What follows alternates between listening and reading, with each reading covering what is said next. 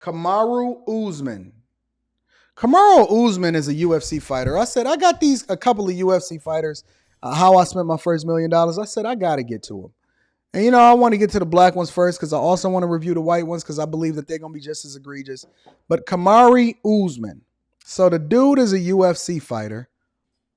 I wouldn't want to meet him inside of the octagon. That's for sure. But I'm pretty sure that he don't want to meet me on my brokerage or my real estate portfolio. So now we even. But this dude is absolutely a monster. He actually beat one of my favorite UFC fighters, and his name is Masvidal. He beat one of my favorite UFC fighter. But this dude is a monster. But that doesn't mean that you're financially literate. I have not seen the video, but I decided to go ahead and go down this path because, I love to talk about that bag and I love to talk about money. So we're going to see how this dude spent his first $1 million. Is he another Nigerian? Let me find out if he's Nigerian because, listen, you Nigerians, I got to find out. Culture matters. Y'all just like the rest of us. Don't think y'all better than the rest of us. Y'all not better than us. Y'all the same as us. What would I put? Heritage? He's Nigerian.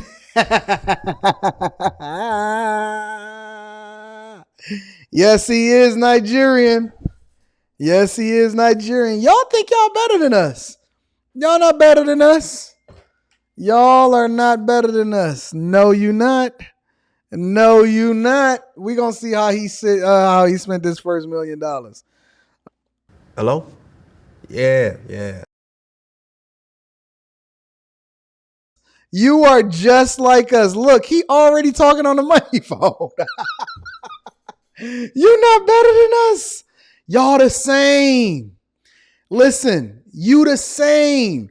He talking on the money phone just like every other rapper. What makes you think that this dude is any better than us? This is how he came out on this video. No, don't sit here and talk about how y'all better than us. Nigerians are not better than the other African Americans. Y'all the same as us. Y'all got the same color. Y'all might have a slight different accent. Y'all look a lot cheaper. That's for sure. Y'all do have better work ethic than most black people I know. I will give you that. But don't you sit here and tell me that you're not the same of us. The first thing that we see is this dude, and he got a motherfucking money phone. Oh, yeah, this is going to be a good one. Yeah, it's me. Pound for pound. Look. Best in the world. Yeah, it's me.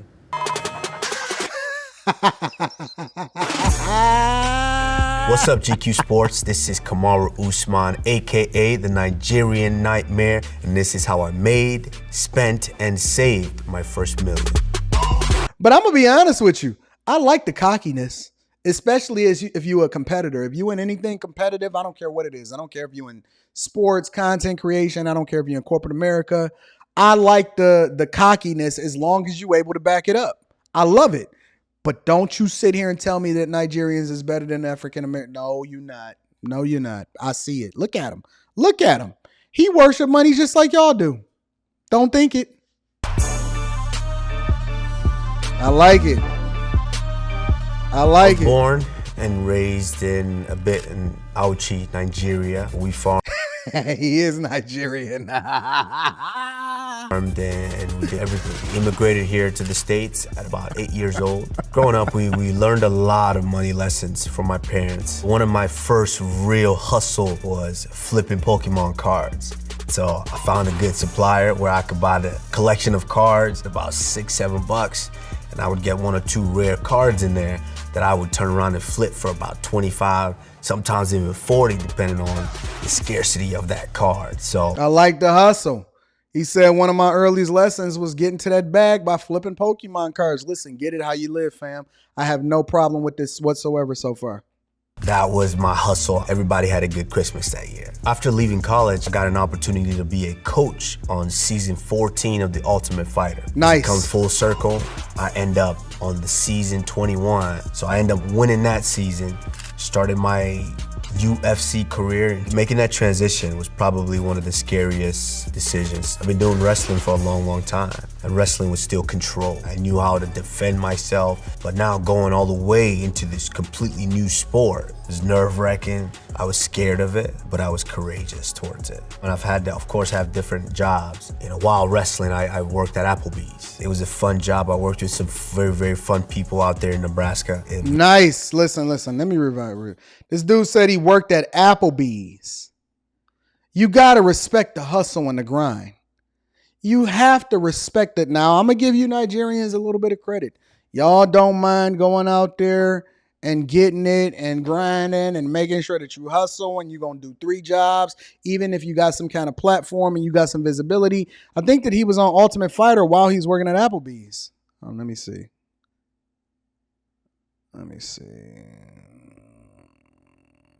Let's maybe rewind it. Word resume, 1999 to 2001, Pokemon card dealer. That's a heck of a resume. Shout out to my dog, J Ben. J Ben says, buy low, sell high, cheap negotiations. Jesus. Oh, J Ben, you my guy. And J Ben not even cheap like that at all. But let's see. 2005 was a wrestling coach for the Ultimate Fighter. When you can go from being a wrestling coach to then being a server at Applebee's, gotta respect it. From 2009 to 2010, this dude was a server at Applebee's. I love the hustle.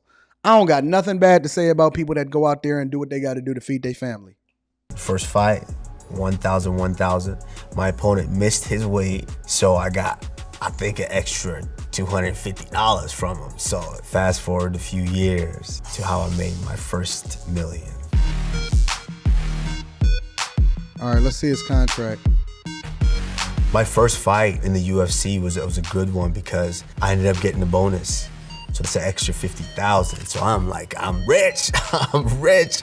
The fight that really broke it for me and hit me and let me know, oh wow, we're making a little bit of money now, I would say it was my Sean Strickland fight. I ended up walking away with like almost 70 bands. I'm like, oh. That's not a lot of money. And I'm gonna be honest with you, because one of the things that's wrong, and this is what I learned from boxers, right? They gotta pay their trainers, and they gotta pay their fees and their agents and all of that stuff. And you have to you gotta put so much into your body and the training, and you gotta cut out a lot of the training and the work that you gotta do on a regular basis. And just to get 70,000, first you get 70,000, then everybody else get their cut out of it, your trainers and everything, and then you gotta pay your taxes on top of that. It's a rough life. And most UFC fighters, just like most people that play basketball and all of that, do not make it. They'll make $1,000, $500 here, and they over there getting their ears kicked out. And he said he only made 70,000.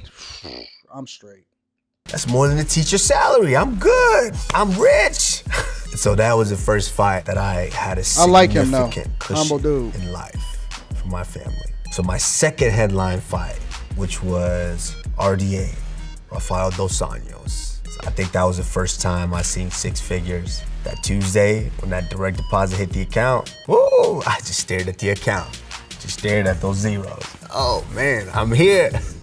So when you become a champion, you're not just a fighter, you're a business partner. And business has been good. I'm not exactly at liberty to tell you exactly what I make, but with the performances that I've been putting on lately, I have to say these are starting to stack up a little bit more. Cool. I hope he's stacking it. So we talked about how I made my first million. Now let's talk about how I spent my first million. He worked too hard, and I would expect before we get into this, that he would be a lot more responsible than the people that we reviewed before. And I'm gonna tell you why. Because he knows what it takes, or what it was like to be broke, and his journey to get there seemed to be a lot more filled with obstacles. I mean, you had to be a Pokemon card dealer, you had to be a UFC coach, you had to be work at Applebee's as a server for 2 years. I would expect that his discipline when it comes to money would be a lot different than a lot of these dudes that get these signing bonuses coming into the NFL and all of this other type of stuff, right? Because you don't know when your window closes. And so this type of money has to sustain you for a long time after your fighting days is over. And so I'm hoping that he went about doing things a little bit better and that he's not fumbling the bag out here. But let's see. Well, my daughter's birthday was the first big purchase. I had to go big. So between that and I bought a nice white Nissan Maxima. So a combination of both cost me about $30,000. It was just... All right. Listen, I'm not mad at that. He said he bought him a Nissan Maxima. This is a man that I'm expecting to have a much, much, much, much, much better layout of how he spent his first million than the people that came before him. He said, I bought a Nissan Maxima. He ain't say he went out and bought a Bentley. He ain't go out and buy a Mulsanne. He ain't go out and buy a Rolls truck. He ain't buy no GTR. He didn't buy no, none of that. He said, I bought a Maxima. I like this guy already. I like this guy. Such an extravagant party. We had everything, you know. We had catered food. Grandma's like a party planner. She's like amazing with kids' parties. At the time, no, the Nissan Maxima wasn't the dream car. The Nissan Maxima was the flyest car in that budget range. So I was young. My uncle was always, you know, if you had a little bit of change, you was balling in the Maxima. Actually, they were balling in the Altimas. The Maxima was a step up. I felt real bossy driving my Maxima. I like this guy. I feel like he deserves a lot. Okay, so he bought the Maxima and then he went and bought something. Hopefully he didn't bust out the Rolex. I'm cool with you buying a luxury watch because it appreciates over time. It's an appreciating asset. So hopefully he spent his money a lot more responsibly. The next purchase was a Rolex. I would say all in all, with the tax and everything, the shipping, it was close to about $20,000. Okay. After the RDA fight, going into the Woodley. He spent $20,000 on a Rolex, which means that he didn't bust it down and he probably kept it 100% stock, which means that it's worth more than it was when he paid for it today. I like what he got going on here. He ain't even close to 100,000. He talking about how he spent his first million. It was just something about my manifestation with the work that I put in. Yep. I'm about to become world champion, so I need to look like a world champion. I need that Rolex. So my coach and his wife took me to a jeweler in Florida, and I was able to go in and see all the watches, and I'm like, yo, I like this. Then I go over to the Rolex, and I see the big presidential. I'm like, I want that. That ain't even I don't know what they showing right there, but that's not his wrist, and that's not a presidential. That's not a presidential, right? Not the president. This is a presidential. Let me show you the presidential. Let me show you the Prezi. It'll look much different than that. I'm going to let you do a comparison. See the band?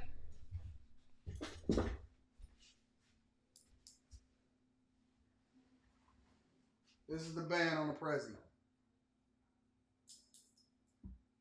Okay, let me see. This is the band. It's much different. See that? Champagne down with the slats. It's different.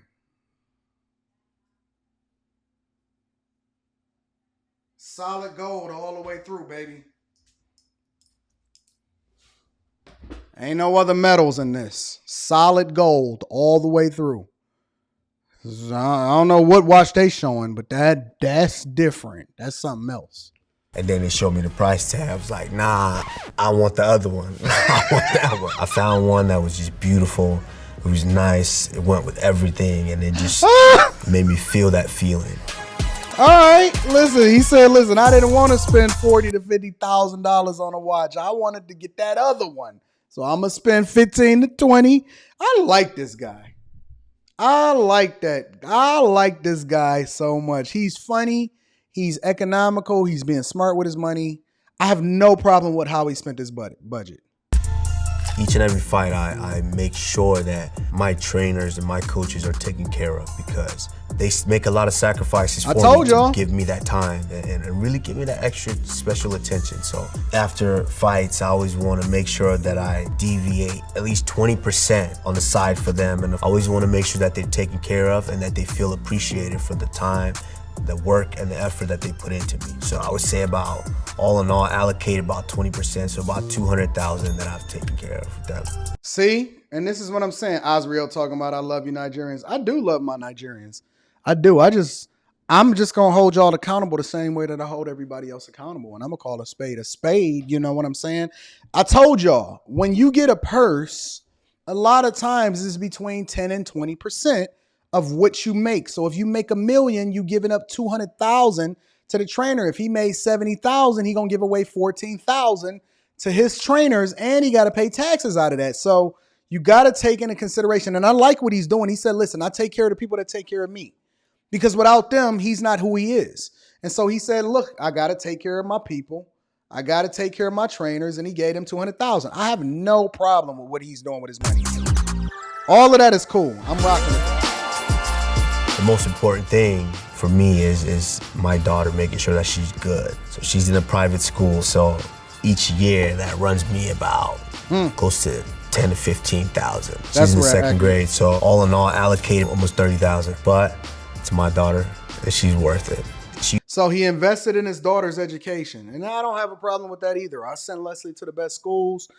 Usually they charge you somewhere between $14,000 and $18,000, and then you got to give a donation to the school because you know whatever it is the cost, and you just calculate it as a part of the tuition. So right now his budget is cool. I have no problems with it whatsoever. She always like hit mitts with me in the garage, and she already told me, she said with her little attitude in her eyes, you know I'm not gonna be a fighter. I'm like, I don't want you to be a fighter. I want you to be a doctor. She goes, well, yeah, I like that. I like this guy. Now I'm becoming a fan.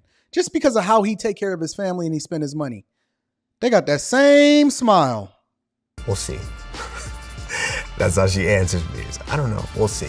Don't really have a dream school for her, but as an immigrant, I understand which schools I would like for her to go to. It sounds better for me to tell my friends. My daughter goes to Harvard, to Stanford. Yep. Those Ivy Leagues still hold precedent. If I had a choice, I would want her to go to one of those on a full scholarship, of course. Ain't nothing wrong with saving money. 500,000, $500,000. That was the house. I ain't really get the infinity pool, but somebody cuts my grass. We got that. I bought it after last fight, so everything's been getting, like the designer's been sending stuff over. I just was able to spend the first night in it. It's a good feeling. I have no problem with how he spent his money. He bought an asset. He bought a car. He didn't buy something that was a depreciating asset as far as the car, you know, the maximum. He said, listen, I'm going to get it within this $30,000 price range, though. And then he bought a house. He bought real estate. All of these things literally are appreciating assets outside of the car that you need to be able to get back and forth. He invested in his daughter's school and he bought him a crib. I have zero problem with how this dude is doing his budget. This is great. This is absolutely awesome. And $500,000 is not that bad, especially considering wherever it is or where you live or you located. So it depends on where you live and where you stay, but I don't have any problem with what he's doing. His first $780,000 that he spent, I'm cool with it. Everything I always heard, yeah, you got to put money in the market. You got to invest and this, invest. I'm like, all right. I didn't really know what I was doing. So a friend introduced me to some lady who invests for you. So don't she do that. Approaches me, we have a conversation, we talk. No, don't do it. She was attractive. Don't do it. Of course. Nothing happened on that front, but she was attractive. Don't do it. Very easy to be distracted. Give her about almost 60,000. Haven't seen that money since.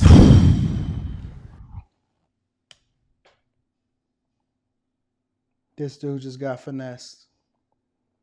Never talk to a friend of a friend of a friend. Do your own vetting and then learn and go along with them to understand exactly what it is that they're doing with your money. And don't do it just because she's beautiful.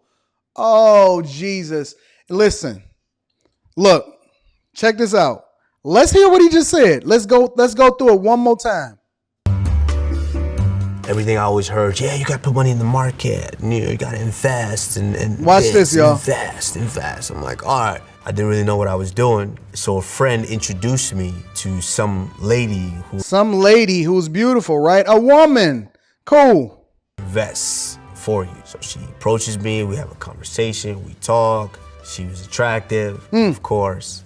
Nothing happened on that front, but she was attractive, so it was very easy to Watch what I do right here. Give her about almost 60,000. Haven't seen that money since.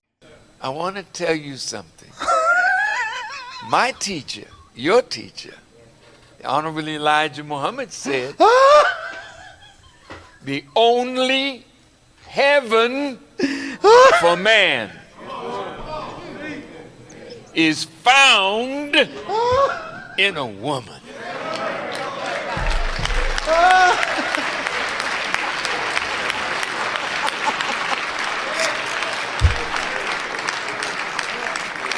Now you want to go to heaven. You want to go to heaven? Tell them how. And you don't even have You to ain't die. gotta die. How you get there? You just got to find you a woman. I'm sorry, I'm being petty. I'm sorry, y'all. Don't worry Hello? about me. Oh my God. I'm sorry, I y'all. don't think I did my due diligence as far as the homework and the research behind this person. You gotta find you a woman. Spacer said he must have been talking to Lamar Whitehead's wife. My dog Jay Ben says, y'all out here scamming Nigerians is ruthless. All you gotta find you is a woman. Hold on, wait. I'm sorry. Give me 1 second. Just let me have my fun. Because all you gotta find is what? I want to tell you What you gotta find? You're a woman, and you a woman. To find you a woman. To find you a woman. I gotta make that a soundbite. I'm Hello? sorry, y'all. Oh my gosh, this is so hilarious. We talk. She was attractive, of course. Nothing happened on that front, but she was attractive, so it was very easy to be distracted. Give her about All you gotta find you a woman. almost 60,000. Haven't seen that money since. I don't think I did my due diligence as far as the homework and the research behind this person. I'm sorry, I just gave her been about petty. 60 bands and just flew away. The first thing he did wrong. Think about this. The first thing he did wrong was give $60,000 to a woman that was sexy. It's all you gotta find you is a woman. Shout out to Texas Roadman. That's how we gonna end every show from now on. Don't worry about it. We ain't done yet. So after that one, I had a pretty bad taste in my mouth for... Look, now he an incel. He did all of this good stuff and he grinded his way to a top, and now he an incel because he gave some chick with a body $60,000. All you gotta find you is a woman. investing, but somehow was talked into investing again. This time I was around some wise people. I went in on the market myself this time. Invested another 30K, which has paid off big time. He says some wise people. I'm assuming that it wasn't a woman on there either. Jesus Christ. So the next big purchase that I bought is, of course, new house, new whip. You gotta boss up now. Got the Range Rover. That Range is sick. Let me see this mug. That Range is no joke. That new Range is dope. The Velar though, the Velar is He's so cheap. What's up with these Nigerians that's always going one model down? He was gonna get the Rolex and then he went one model down, and he was gonna get the Ultima and then the top Maxima and then he went one model down, and then he want to get the Range Rover, the autobiography, and then he went one model. I ain't mad at him though. He said I'm gonna get the Velar.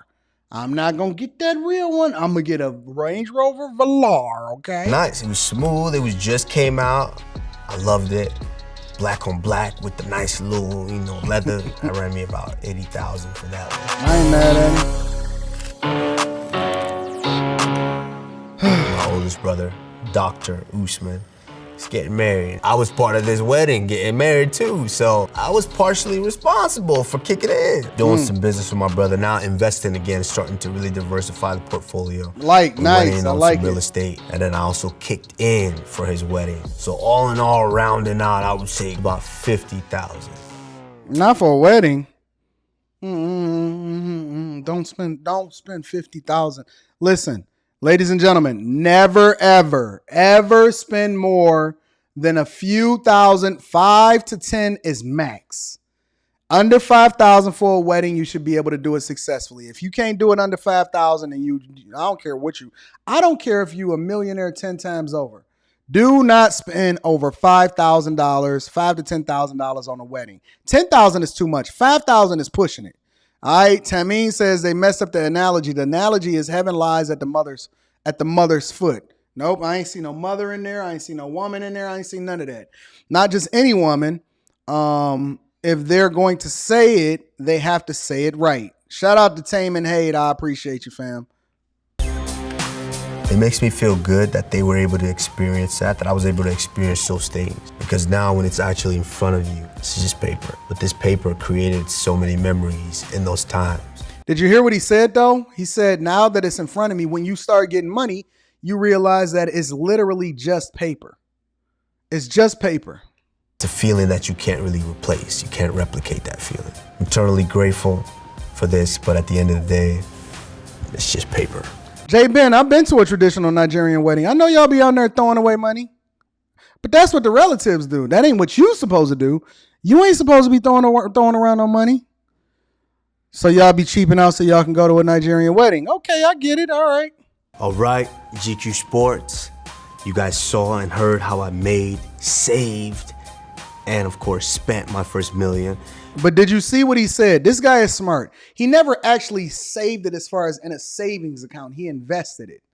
He invested and he didn't put it in a savings account. So neither here nor there. Just wanted to make sure that I tapped in with y'all. I like this guy. I think that he's dope. I think that he's doing on the right path as far as his money. And I think that he's made some sound decisions as far as financially and making sure that he's not fumbling the bag. So thank you for the first person of how I spent my first million that's not fumbling the bag. Appreciate you, big dog. So listen, hopefully y'all enjoyed the show today. We held some people accountable. We gave some props.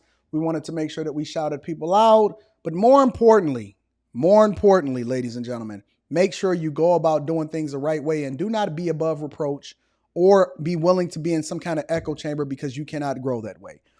Do not chase happiness, chase growth. I'm going to say it one more time.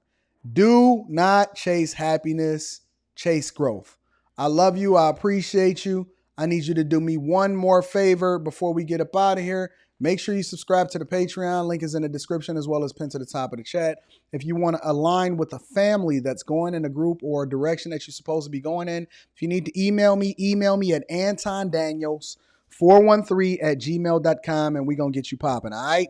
Shout out to Radie says, hey, Anton, I just joined the Patreon. How do I set up time for a personal conversation or mentorship? You can send me a message in the Patreon or you can email me at Anton Daniels 413@gmail.com and we're going to get you set up, Ray D. Shout out to my new bag chasers. Make sure y'all acknowledge Ray D as a new bag chaser. Congratulations. Welcome to the family. For the new bag chasers, I will say that you can jump around in the different videos in the Patreon, especially for the Build Your Business, but always start at the first video. And if you really want to, allocate time every single day or every single week to finish a video. Start at the bottom. I encourage most of you and work your way up to the top because that's how the way it's sorted. Make sure you join the Discord because the continued conversations in the meetings and all of the content regarding Build Your Business, relationships, everything is a part of the Discord, okay? So I just want to give you all that insight and information. And we're doing a live stream this weekend for Build Your Business on a Zoom call. And I'm dropping that today. And then in addition to that, we got the Patreon meetup next month. I'm not saying a date. It's in there. Make sure you watch the video that shows you all of the updates for the meetups and stuff like that. All right. I need y'all to do me one more favor before we get up out of here. Make sure you surround yourself with great people. Make sure you hit a like for the YouTube algorithm. We don't want to be rich by ourselves. And more importantly, ladies and gentlemen, I want to leave you with this. I want to tell you something. my teacher, your teacher, the Honorable Elijah Muhammad said, the only heaven for man is found in a woman.